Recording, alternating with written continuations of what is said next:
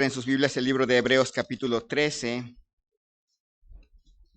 Damos la bienvenida a cada uno de ustedes y especialmente a nuestra hermana Selene, que regresa después de la operación. Bienvenida. Damos nuevamente la bienvenida a cada uno. Yo estoy muy agradecido con Dios porque hace un cuarto de siglo, hace 25 años, en un 3 de mayo llegué a la iglesia y conocí al Señor como mi Salvador personal. Entonces ya llevo un cuarto de siglo aquí. Entre ustedes había algunos aquí, estaba la hermana Julia, Raúl debió haber estado, pero tendría 10 años.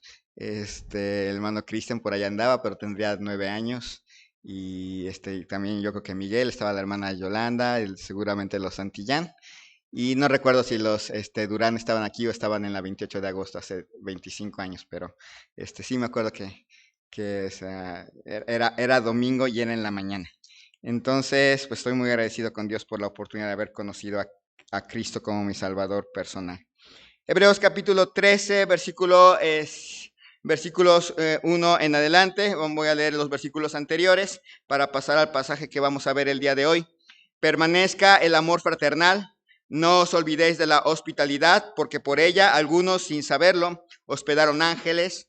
Acordaos de los presos, como si estuvierais presos juntamente con ellos, y de los maltratados, como que también vosotros mismos estáis en el cuerpo. Honroso sea en todos el matrimonio y el lecho sin mancilla, pero a los fornicarios y a los adúlteros los juzgará Dios. Sean vuestras costumbres sin avaricia, contentos con lo que tenéis ahora, porque Él dijo, no te desampararé ni te dejaré, de manera que podemos decir confiadamente, el Señor es mi ayudador, no temeré lo que me pueda hacer el hombre. Acordaos de vuestros pastores que os hablaron la palabra de Dios, considerad cuál haya sido el resultado de su conducta e imitad su fe. Jesucristo es el mismo ayer y hoy y por los siglos. No os dejéis llevar por doctrinas diversas y extrañas, porque buena cosa es afirmar el corazón con la gracia, no con viandas que nunca aprovecharon a los que se han ocupado de ellas.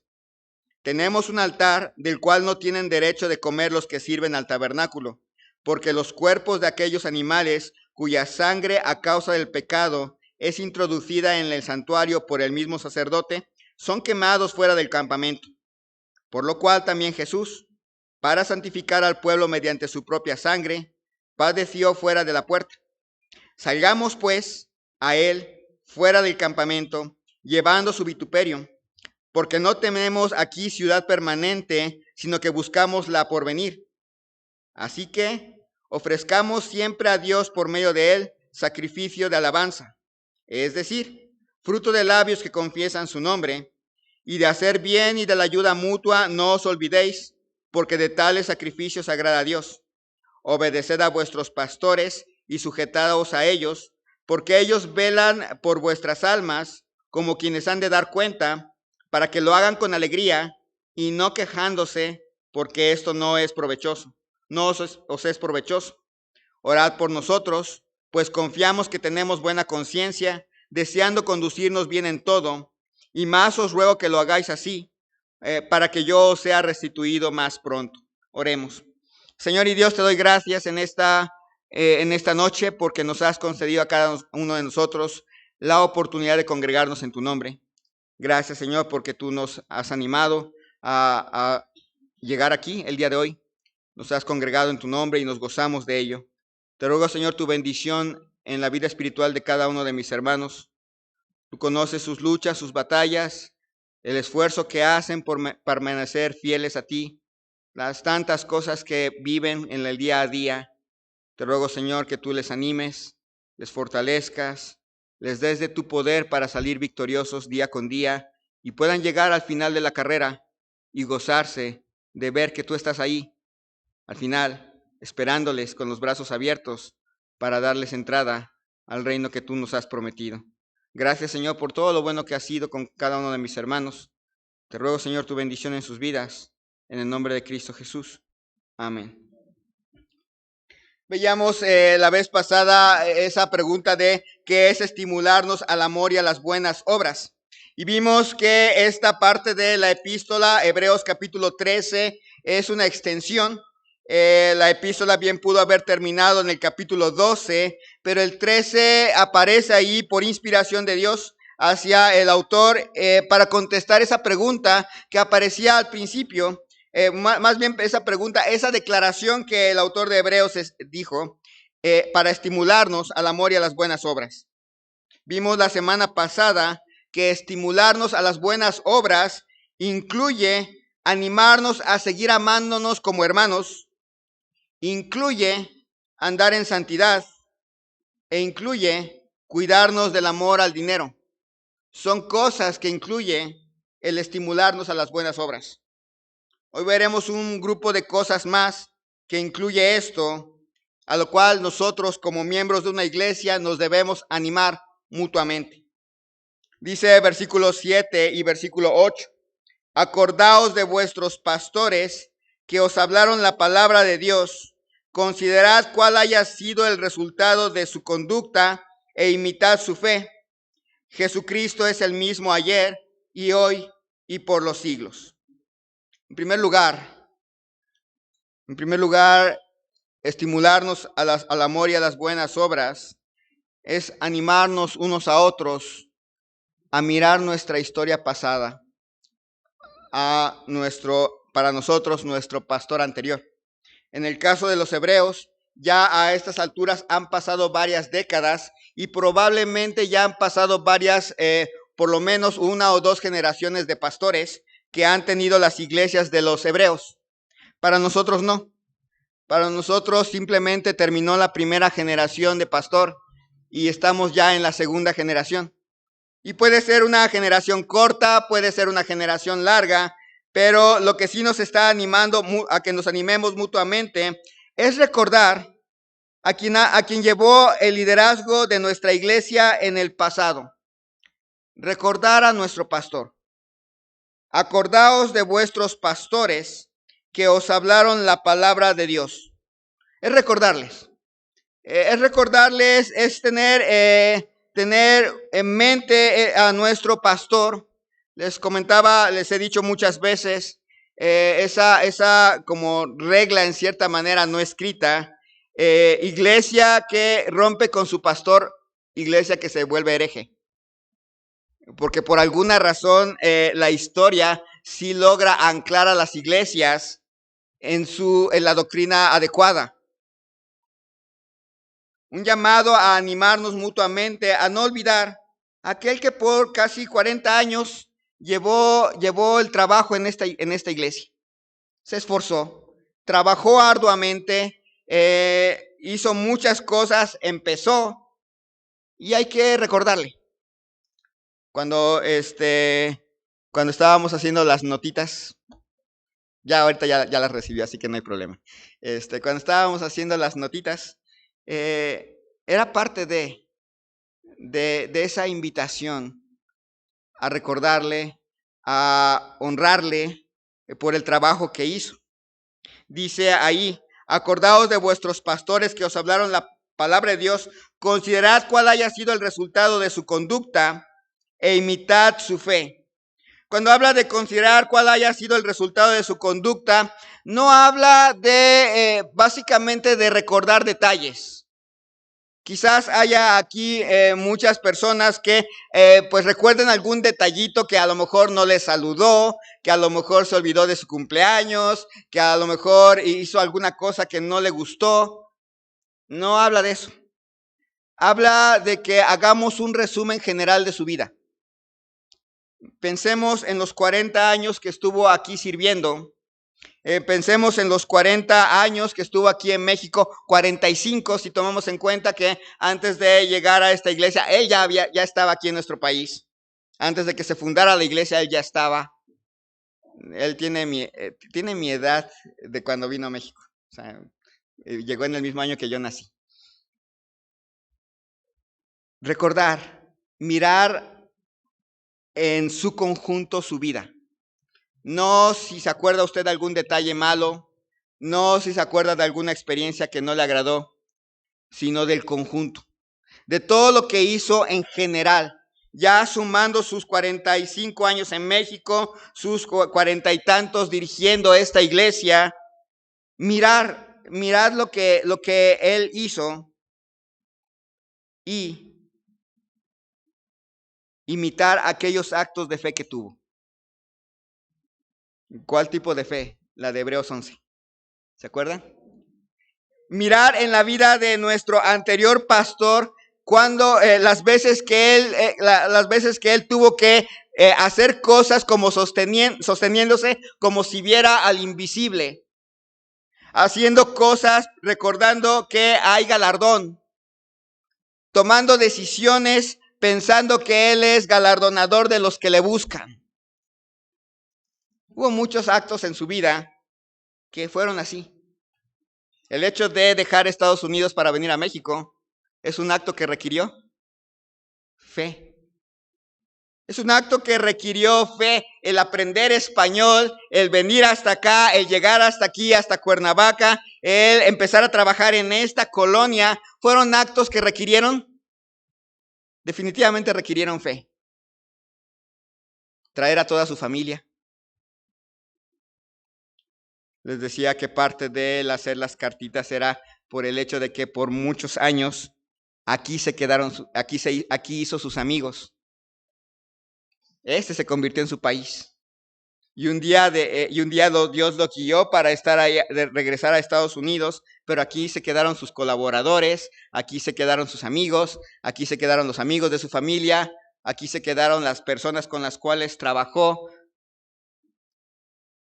Es un llamado, hermanos, a recordar a nuestro anterior pastor, a mirar su vida en su conjunto y a ver esas acciones que tuvo que tuvieron que requerir fe y a imitar esos actos, tomar decisiones por fe.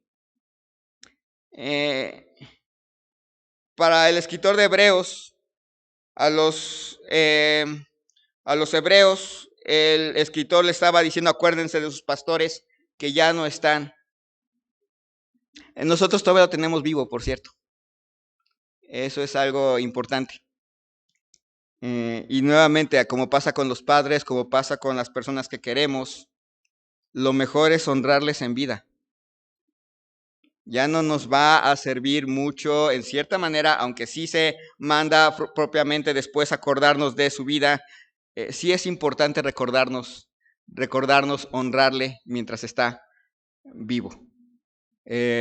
Últimamente, bueno, ustedes saben que Maranata perdió a su pastor fundador, y fue difícil para ellos, y tuvieron su funeral por muchos días y por varios días, pero no es lo mismo tenerlo vivo.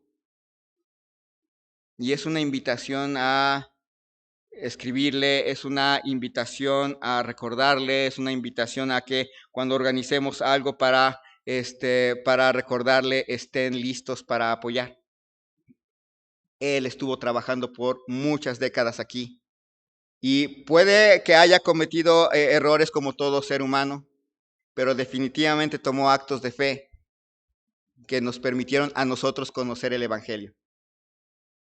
Mirando en retrospectiva, también dice al final ahí, y notan cómo se une este versículo, acordaos de vuestros pastores que os hablaron la palabra de Dios, considerad cuál haya sido el resultado de su conducta e imitad su fe. Y luego dice, Jesucristo es el mismo ayer y hoy y por los siglos. Y aunque sacándolo de su contexto, este texto nos habla de una doctrina que es importante, que es la doctrina de la inmutabilidad de Cristo, en el sentido del contexto, en la carta que está escribiendo, el escritor de Hebreos está diciendo, bueno, van a tener cambios de pastores. Para los hebreos van a tener cambios de pastores, algunos van a morir, otros van a ser encarcelados, van a tener pastores, van a llegar unos, van a ir otros. Pero Jesucristo es el mismo ayer y hoy y por los siglos. Esa es la idea. Nosotros tuvimos cambio de pastor. No fue fácil y no es fácil. Alguien había dicho que ya habíamos pasado la transición y no es cierto. En realidad todavía seguimos en transición. Ya nos estamos acostumbrando al cambio. Pero hay algo seguro en este cambio. Jesucristo es el mismo ayer y hoy y por los siglos. Puede que a lo mejor no duró mucho y viene otro pastor no se preocupen, Jesucristo es el mismo ayer y hoy y por los siglos. Esa es la constante en una iglesia. Los cambios van a llegar, los cambios suceden. Inclusive nuestro pastor a lo largo de 40 y tantos años no fue la misma persona siempre. Hubo cambios en su vida conforme fue pasando la edad, pero Jesucristo es el mismo ayer y hoy y por los siglos.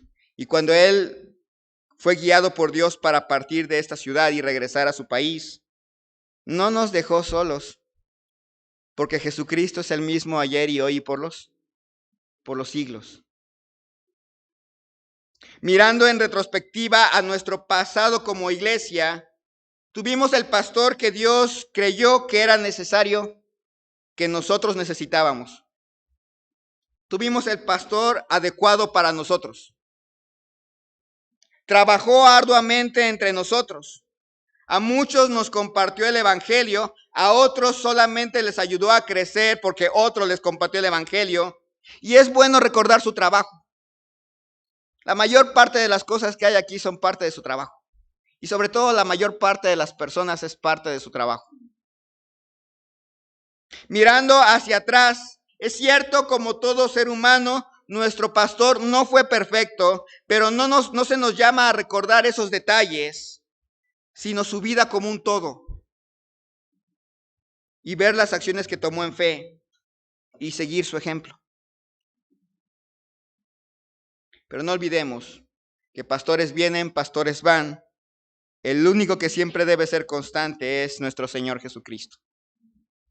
Así que en primer lugar, en esta ocasión, estimularnos al amor y a las buenas obras nos lleva a animarnos a recordar a quienes nos han servido en el pasado e imitar su fe. Versículo 9.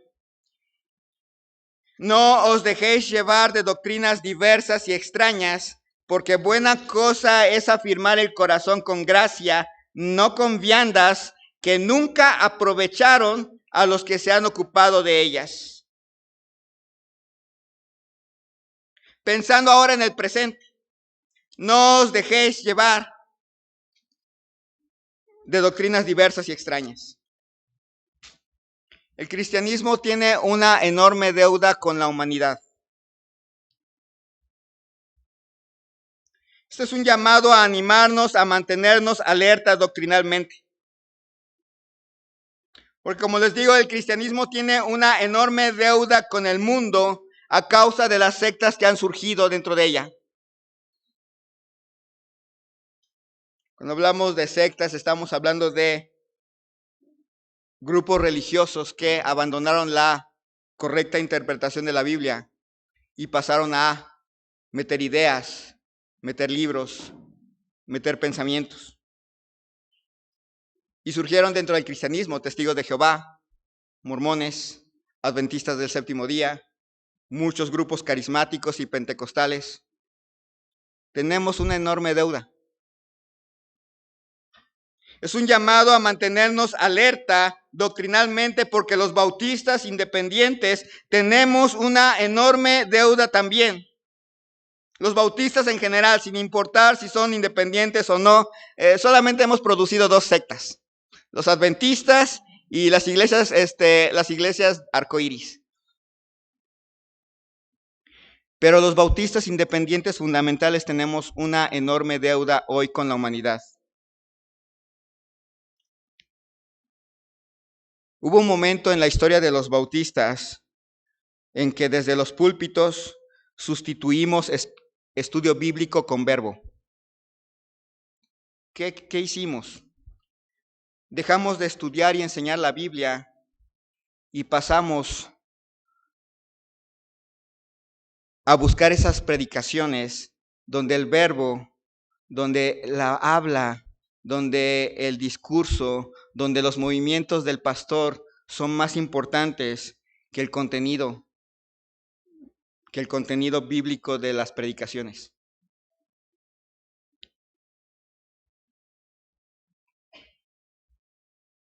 Y sientan a esos pastores y les preguntan si creen en la infalibilidad de la Biblia y van a decir que sí. Si creen en en la inerrabilidad de la Biblia y van a decir que sí. Si creen en la inspiración de las Escrituras y van a decir que sí. Y uno les puede preguntar, ¿y por qué no lo haces en el púlpito? ¿Por qué desde el púlpito, cuando ya te paras, citas la Biblia pero no la predicas?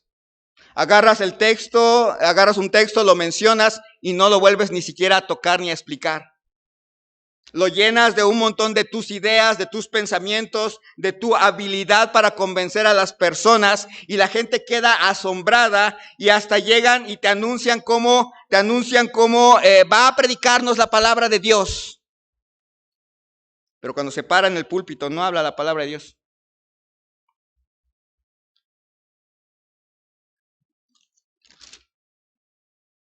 No os dejéis llevar de doctrinas diversas y extrañas. Es un llamado a mantenernos alerta doctrinalmente.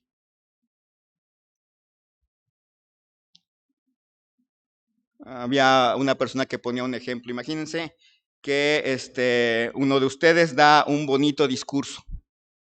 Da un excelente discurso y la gente escucha el discurso y le gusta su discurso.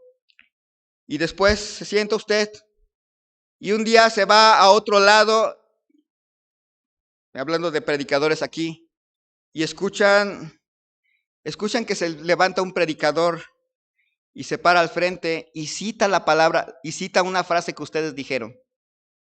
Cita esa frase, como fulanito de tal dijo, y empieza a citar esa frase y empieza a armar su discurso, pero nunca tuvo nada que ver esa frase con lo que usted, nunca el sentido que usted le dio a esa frase se la dio el predicador que la estaba usando. Agarró su frase, la destruyó, le cambió el sentido, dijo otra cosa que no quiso usted decir. O además de eso, dijo la frase, pero ni siquiera la trató. Y estuvo hable y hable por un buen tiempo y la gente se emocionó. Pero usted sabe, esa frase yo la dije, pero no la dije en ese sentido. No quería yo decir lo que esa persona dijo con mi frase. Bueno, es lo que hacen los predicadores de muchas iglesias fundamentales en México en el día de hoy. Agarran el texto de la Biblia, sacan versículos de aquí y por allá, pero nunca en el sentido que Dios le dio. Y arman un bonito discurso y llega un montón de gente que se pone a llorar, pero un día van a dar cuenta de Dios, a Dios, por lo que dijeron con su palabra.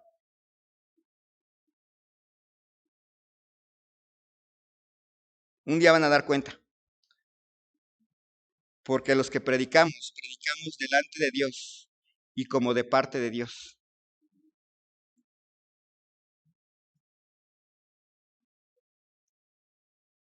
Es un llamado, hermanos, a animarnos, a ser exigentes con las predicaciones, a ser exigentes con los predicadores.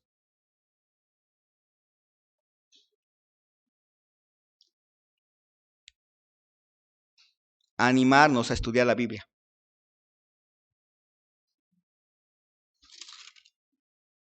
No os dejéis llevar de doctrinas diversas y extrañas, porque buena cosa es afirmar el corazón con la gracia, no con viandas que nunca aprovecharon a los que se han ocupado de ellas. Es un llamado a mantenerse alerta doctrinalmente y a fortalecer la vida con gracia, no con los sustitutos de la gracia. Y cuando yo hablo de fortalecer la vida y la vida espiritual con gracia, no estoy hablando de, aquí en esta iglesia vamos a hablar solamente de gracia y ahora todo el mundo puede hacer lo que quiera. Y no estoy hablando de eso. La gracia que no nos lleva a la santidad no es gracia. Pero definitivamente la gracia debe estar presente. Es un llamado a recordar lo que Cristo ha hecho en nuestros corazones por gracia. Y a no contentarnos con viandas que nunca aprovecharon a los que se han ocupado de ellas. Me he fijado de la característica de especialmente las iglesias que en cierta manera tienen esa forma de predicar donde la Biblia realmente no es tomada tan en cuenta. Y ya me fijé que generalmente sustituyen Biblia por reglas. Hemos oído a predicadores así. Me acuerdo había un predicador que decía que si usted usa tines, usted es un pecador. Y yo me quedé así como que, bueno, todos nos quedamos así como que, espero que nadie esté usando tines. Pero no hay un versículo que diga que si usted usa tines, está usted yéndose al infierno. Había otro hermano que predicaba que si usted no tiene la raya del cabello en el lado izquierdo de su cabeza, usted es un malvado mundano que debería de arrepentirse. Aquí habría bastantes personas que irían al infierno porque su cabello no se acomoda para que tenga raya de este lado. En infinidad de un montón de reglas. Dice aquí, no con viandas, que nunca aprovecharon a los que se han ocupado de ellas. Nunca les funciona. A los católicos no les funcionó tener sus no sé cuántos pecados capitales y un montón de normatividades rituales. No les funcionó. No les funcionó hacer que sus sacerdotes no se casaran. No les funcionó. Tuvieron esa regla del celibato y ya vimos en qué terminó muchas veces. No les funcionó. A Eva no le funcionó agregarle a la Biblia, ni le tocaréis. Dios nada más le había dicho que no comieran del árbol y ella pues dijo híjole, bueno, ni siquiera le toquen. No lo hizo de mala gana o de mala voluntad, pero no le funcionó. Y no quiere decir que no debe haber reglas. Si simplemente cumpliéramos la palabra de Dios, sería más que suficiente para andar en santidad, pero ni siquiera la Biblia leemos. No con ritos para que nadie, porque los ritos ni siquiera sirvieron ni a los judíos, ni a los católicos, ni mucho menos a quien los quiera agregar para la vida espiritual. En el presente tenemos el enorme reto de mantener la doctrina, defenderla en contra de las herejías claras que se predican hoy en día, pero también es defender la doctrina en contra de las formas populares de predicación. Defender la doctrina en contra de los sustitutos de la vida espiritual. Pensando en el pasado. Estimularnos al amor y a las buenas obras. Es recordar a quienes nos han servido por años o nos sirvieron en el pasado e imitemos su fe. Y en segundo lugar, es a cuidar la doctrina y a defenderla.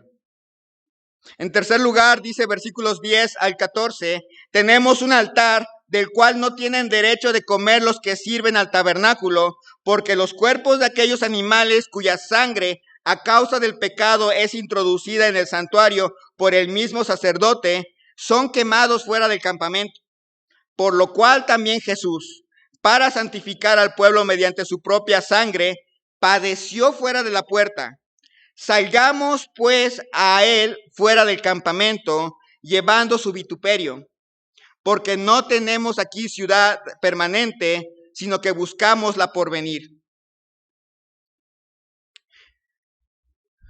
Estimularnos al amor y a las buenas obras nos lleva a animarnos a permanecer leales a Cristo.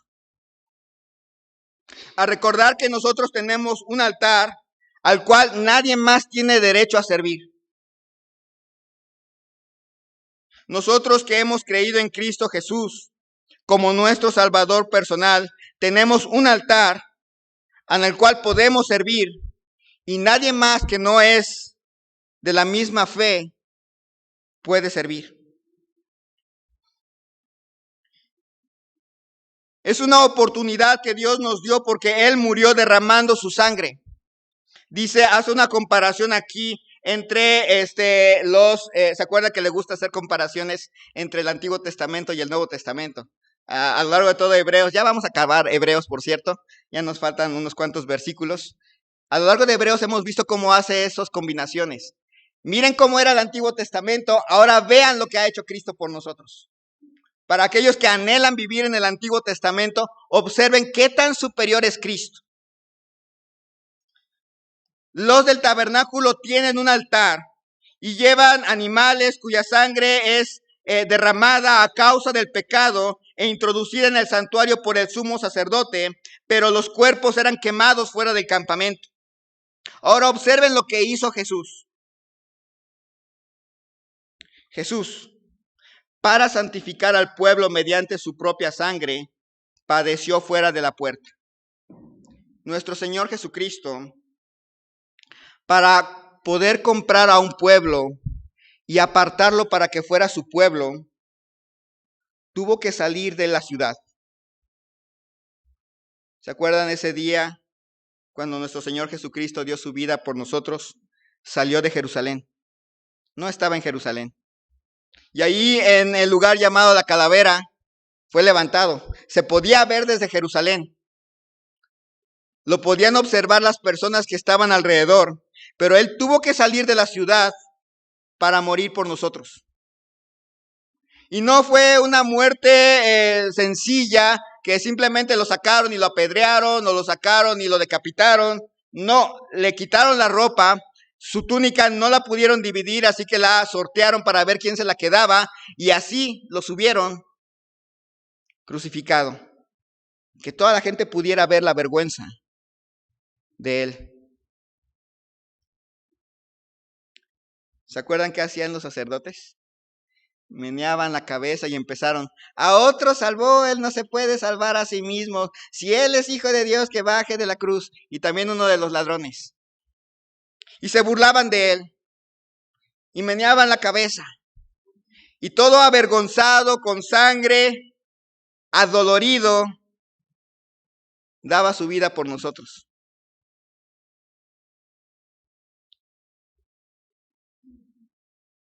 Por eso dice: salgamos pues a él, fuera del campamento, llevando su vituperio. Es un llamado, hermanos, a estar dispuestos a ser leales a Cristo, aunque eso signifique que nos excluyan, aunque eso signifique que nos deshonren, aunque eso signifique perderlo todo, con tal de seguir a Cristo. Salgamos a él. La mayoría de nosotros, en general, nos ha ido bien. A la mayoría. A veces sí nos topamos con un familiar que ya no nos vuelve a hablar porque somos creyentes. Algunas veces nos van a bloquear en algún negocio porque somos creyentes. ¿Pero estamos dispuestos? Él estuvo dispuesto a salir de Jerusalén, a ser avergonzado en público, a derramar su sangre, a que la gente se burlara con tal de salvarnos. Y ahora es un llamado a ser lo suficientemente leales como para estar dispuestos a que nadie nos quiera con tal de seguir a Cristo.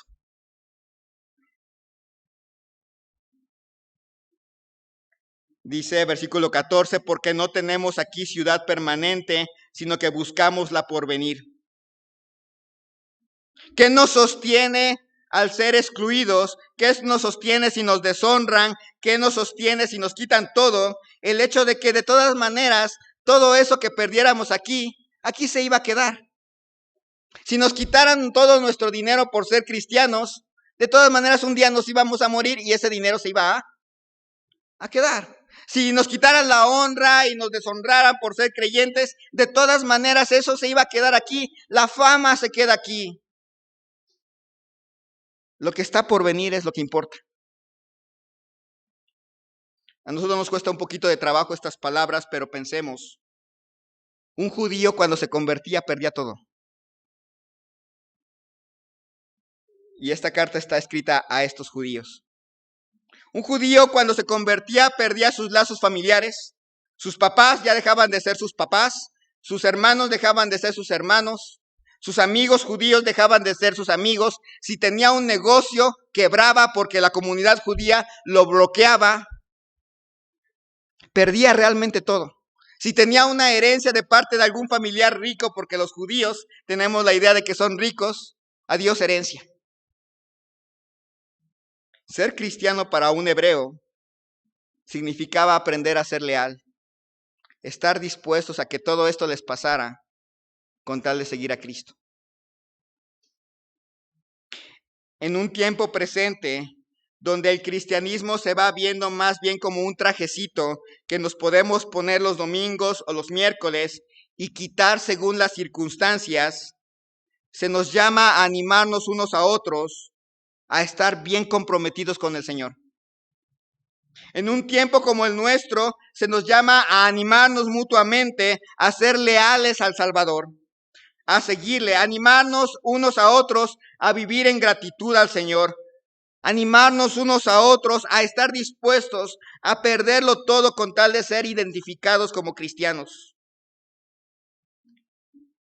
No lo podemos hacer solos. Necesitamos animarnos unos a otros, a comprometernos, estimularnos al amor y a las buenas obras. Implica recordar a quienes han trabajado para nosotros e imitar su fe. Implica cuidar de la doctrina. Implica animarnos a estar comprometidos con nuestro Señor. Dice versículos 15 y 16. Así que ofrezcamos siempre a Dios por medio de Él sacrificio de alabanza, es decir, fruto de labios que confiesan su nombre, y de hacer bien y de la ayuda mutua, no os olvidéis, porque de tales sacrificios se agrada a Dios. Dos cosas vienen aquí. En primer lugar, dice, ofrezcamos siempre, todo el tiempo, a Dios, por medio de Él, de Jesucristo, sacrificio de alabanza. ¿Y qué quiere decir este autor de Hebreos con sacrificio de alabanza? Fruto de labios que confiesan su nombre. Evangelismo. Es un llamado a animarnos mutuamente a proclamar el carácter de Cristo todo el tiempo con nuestra boca. Hablarles a otros de Cristo. No es un llamado a hacer que todos se conviertan. No piensen que este fruto de labios que confiesan su nombre significa que usted está obligado a traer a otra persona a los pies de Cristo. Ese no es nuestro trabajo. Ese es el trabajo de nuestro Dios. El que convierte las almas es Dios. Nuestro trabajo es predicarlo. Ese es nuestro trabajo. Esa es nuestra labor. Estamos aquí para eso, para animarnos mutuamente, hermanos, a seguir testificando de nuestro Salvador. Las demás clases de escuela dominical y esta clase ya empezó, la de adultos mayores ya empezó. Estamos viendo un curso de evangelismo. Y les invitamos a llegar. Ya va a empezar en la clase de los demás. Aquí no se vengan a mi clase. Si ustedes van en otra clase, lleguen a su clase y esperen a que empiece. Aquí empezamos porque ya terminamos. Pero si usted dice, es que, hermano, sé que es el evangelismo, pero me cuesta trabajo testificar. Bueno, le invitamos a llegar. Que es cierto, no necesitaríamos una clase, simple y sencillamente a veces con sentarnos con alguien y leerles el libro de Marcos sería más que suficiente. Pero si le cuesta trabajo, asista a escuela dominical.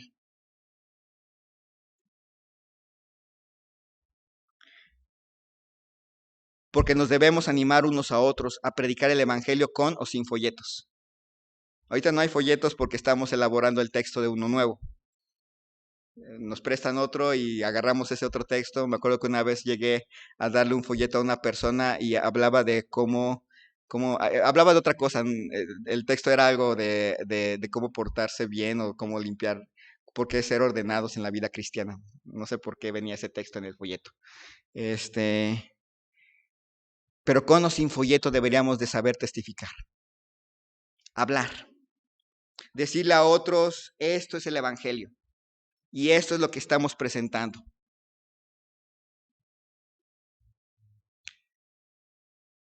y de hacer bien y de la ayuda mutua no os olvidéis. También es importante animarnos unos a otros a hacer el bien y ayudarnos mutuamente. No nada más ayudarnos mutuamente aquí como iglesia, debe llegar un momento en que también debemos estar dispuestos a ayudar a inconversos con tal de que escuchen el evangelio. No nada más que escuchen el evangelio, sino que también crezcan. Algo que vamos a estar aprendiendo en la clase de evangelismo es que la meta del evangelismo no nada más es ganar almas. A veces piensan que es eso, que es ganar almas para que vivan felices.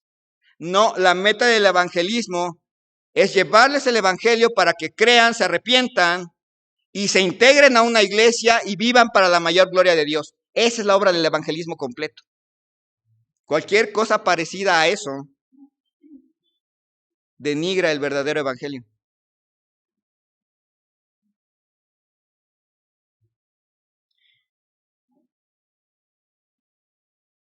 Porque de tales sacrificios se agrada a Dios. Yo creo que aquí hay muchos que nos cuesta trabajo empezar una conversación que incluya el evangelio. Nos cuesta bastante trabajo empezar. Algunos son introvertidos y les cuesta trabajo hablar con extraños. Les cuesta trabajo. Son introvertidos porque pues así son. Y va a ser un enorme sacrificio el romper su introversión y hablar. Tomar el tiempo. Sacrificar un poquito del tiempo para hablarle a otra persona de Cristo. Pero de los tales sacrificios, ¿qué dice Dios? Él se agrada. Él se agrada cuando usted le habla de Cristo a otra persona. Él se agrada de cuando usted hace el bien a otra persona y además le agrega una prédica del evangelismo, una predicación del evangelio claro. Se agrada a Él. Él se agrada de cuando usted le comparte a un familiar acerca de Cristo y aunque sea 1, 2, 3, 4, lleve 20 años hablándole de Cristo, Él se agrada de que usted tome tiempo con Él. Recuerde, el evangelismo exitoso no es el que trae gente a Cristo, es el que predica fielmente a Cristo. Ya el Señor dará el fruto.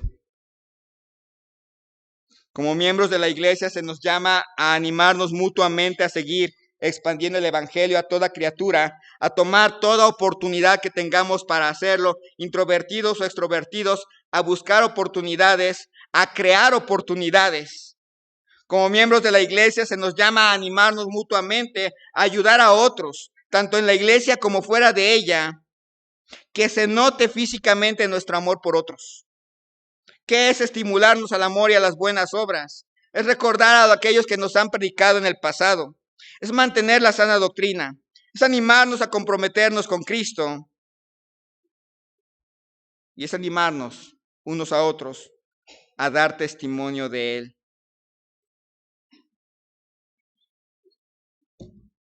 Y termino. Versículo 17. Es el párrafo completo. Obedeced a vuestros pastores y sujetaos a ellos, porque ellos velan por vuestras almas, como quienes han de dar cuenta, para que lo hagan con alegría y no quejándose, porque esto no os es provechoso. Conste, yo llegué a ese versículo, pero no porque, o sea, ¿cómo se llama? Es curioso. La ventaja de la predicación expositiva es que llegamos a versículos como este y no pueden decir que yo se los preparé de antemano para hacerlos caer. La ventaja de la predicación no expositiva es que si yo hago esto, pueden decir, lo predico a propósito. Y nada más predicaría ese texto y me olvidaría de todos los demás.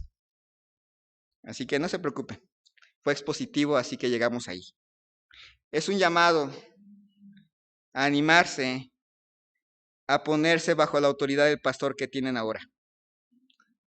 El primer versículo es un llamado a recordar a su pastor anterior, ver su vida e imitar su fe. Y ya. El mandato al final es, obedezcan, noten que ya está en presente, obedezcan a vuestros pastores y sujetaos a ellos. palabra sujetad es la misma que venimos hablando en masculinidad y feminidad bíblicas acerca de sujetarse a sus maridos. Es la misma aquí, ponerse bajo la autoridad del pastor que tienen ahora.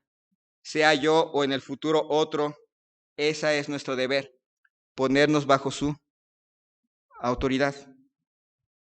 Es un llamado de unos a otros a hacerlo. ¿Por qué? Dice, obedecer a vuestros pastores y sujetaos a ellos, porque ellos velan por vuestras almas. En primer lugar, la preocupación más importante de un pastor, incluyéndome yo, es sus almas. Esa es mi preocupación más importante. Sí, es cierto, a veces me preocupo si alguno está enfermo, si alguno, eso es importante, pero la preocupación más importante de un pastor es su alma. Aunque no lo crean, es un poquito difícil expresarlo. A mí me da pena porque pues, significa que les estoy predicando algo que tienen que hacer conmigo, pero al mismo tiempo les muestro cuál es mi responsabilidad.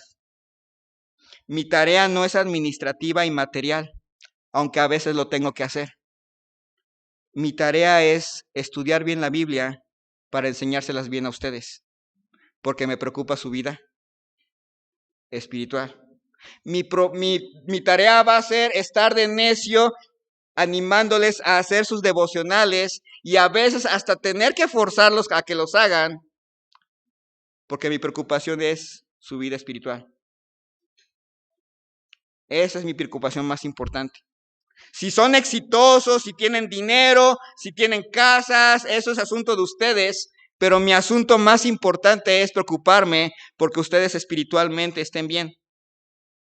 Es un llamado a sujetar, a animarse unos a otros, a sujetarse a su pastor, porque un día yo voy a dar cuentas de lo que hice con ustedes. Un día yo voy a dar cuentas de lo que yo no hice con ustedes. Un día yo voy a dar cuentas de lo que les permití hacer. Un día les voy a dar cuentas a Dios de lo que no les permití hacer. Un día voy a dar cuentas de mi contenido, de mis predicaciones. Voy a dar cuentas. Un día voy a dar cuentas de cada cosa que hice en esta iglesia mientras estuvo a mi cargo. Por eso, algunas cosas que tengo que hacer o que tendré que hacer en el futuro inmediato, siempre van a estar en el marco de la autoridad de la palabra de Dios. Y siempre tienen que tomar en cuenta que lo voy a hacer por el bien de vuestras almas y porque voy a dar cuentas a Dios de ustedes. No porque no los quiera, sino exactamente lo contrario.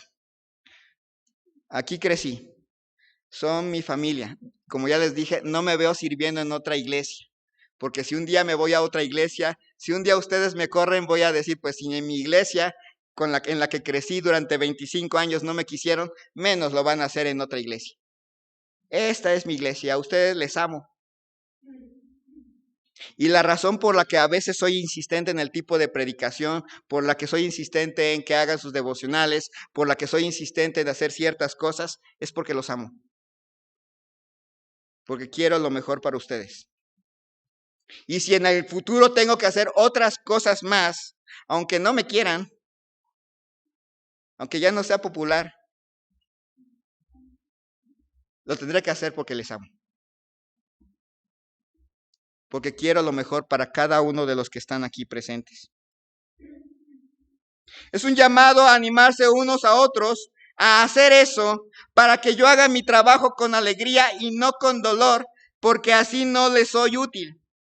Y no hablo del dolor de las cosas cotidianas. Cuando ustedes se enferman, a mí me duele. Cuando ustedes tienen algún problema, a mí me duele. Sino el dolor que se produce cuando les digo una cosa y les enseño algo y hacen exactamente lo contrario. Duele. En verdad duele. Que les enseño algo y hacen al revés. Y se los vuelvo a enseñar y lo vuelven a hacer. Duele. Duele, si seguimos el camino de Hebreos, duele cuando noto que no tienen metas fijas en su vida espiritual. Vienen a la iglesia, pero nada más. Duele porque van a terminar no llegando a ningún lado. Duele cuando noto que no perseveran en la correcta doctrina. Que un día me están preguntando, oiga, pastor, ¿por qué no bailamos en la iglesia? ¿O por qué no hacemos, o por qué no tenemos misa? Duele cuando son inconstantes. Duele cuando se niegan a crecer. Duele cuando saben que algo es pecado y deciden hacerlo. Duele cuando deciden no andar en fe. Duele cuando no les gusta la disciplina. Ustedes se deben estimular unos a otros a sujetarse a su pastor. Yo estoy obligado a hacer mi trabajo. Y lo voy a hacer, me esté quejando o no. Pero si me la paso quejándome, no les es provechoso. Si me la paso diciendo, ay, ahí va otra vez, y ahí viene otra vez, ya. Lo voy a hacer de todas maneras porque soy su pastor. Pero no les va a gustar. En este tiempo presente es un buen momento, hermanos, y yo les animo a orar por un servidor, porque no es fácil ser su pastor. En primer lugar, en esta oración es importante que ustedes confíen en el llamado de Dios. Yo no me llamé solito, ni ustedes me pusieron. Fue Dios obrando en los corazones de ambos, de ustedes y mío. Así que yo tengo una responsabilidad con Dios y con ustedes al mismo tiempo. En segundo lugar, porque puede que oren por mí para que yo siempre pueda obrar bajo la autoridad de las Escrituras. Que siempre les predique Biblia, que viva la Biblia, y que cuide de sus almas y que sea valiente al tomar acciones en favor de ustedes. Porque yo un día voy a dar cuentas a Dios por ustedes.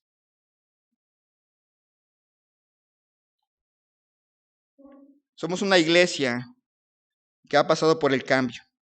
Una iglesia que se ancla en el pasado es una iglesia que se muere, pero una iglesia que rompe con su pasado es una iglesia que se vuelve hereje. Somos llamados a animarnos mutuamente, a recordar el trabajo de nuestro primer pastor. No lo olviden, hermanos. Animarnos unos a otros a mantener la doctrina, a ser leales a Cristo, a dar testimonio. Y van a tener que animarse unos a otros a tener que obedecerme. Pero cuando lo hagan, oren para que yo pueda guiarlos bien, para que yo pueda mantener esa preocupación por sus almas hasta el último día en que yo sea su pastor, sea poco o sea mucho el tiempo, porque es una enorme responsabilidad. Vamos a orar. Señor y Dios, te doy gracias en esta noche por la vida que nos concedes y gracias, Señor, por cada hermano, cada hermana aquí presente.